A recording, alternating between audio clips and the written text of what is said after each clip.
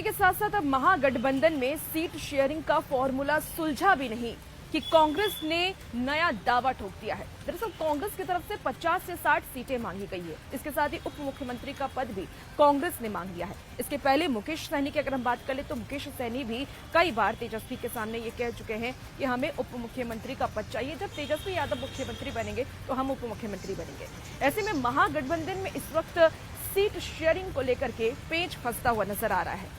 क्या कुछ और डिमांड महागठबंधन में पार्टियों की तरफ से इस रिपोर्ट के जरिए आपको दिखाते हैं।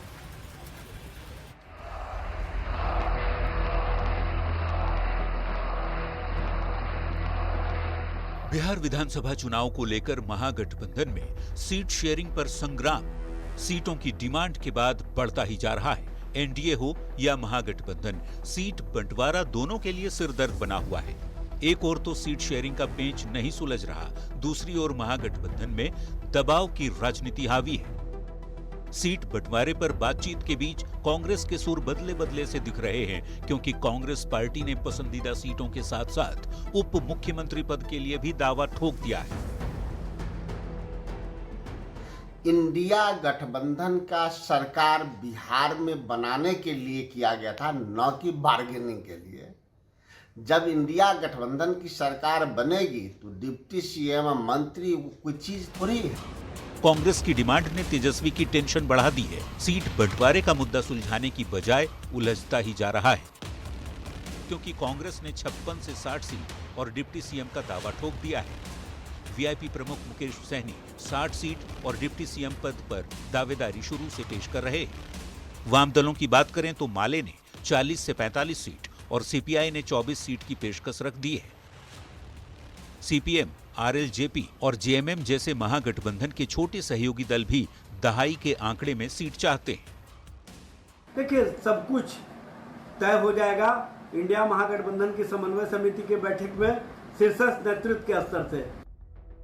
पिछले चुनाव में आरजेडी 144, कांग्रेस 70, सीपीआई-एमएल 19, सीपीआई 6 और सीपीएम 4 सीटों पर चुनाव लड़ी थी।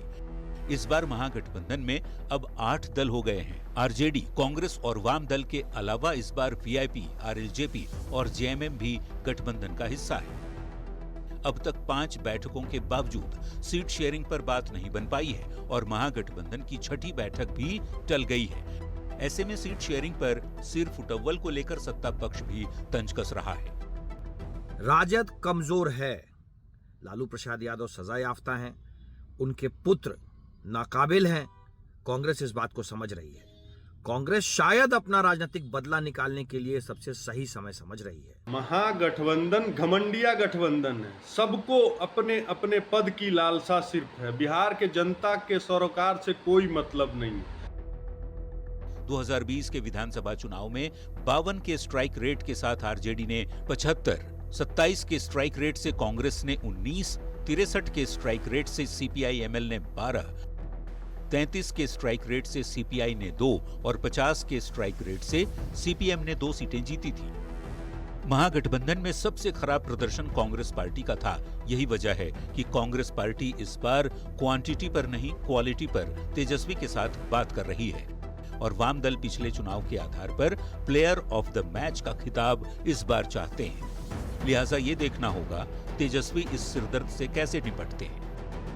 पटना संवाददाता संजय कुमार के साथ ब्यूरो रिपोर्ट, न्यूज़ 18।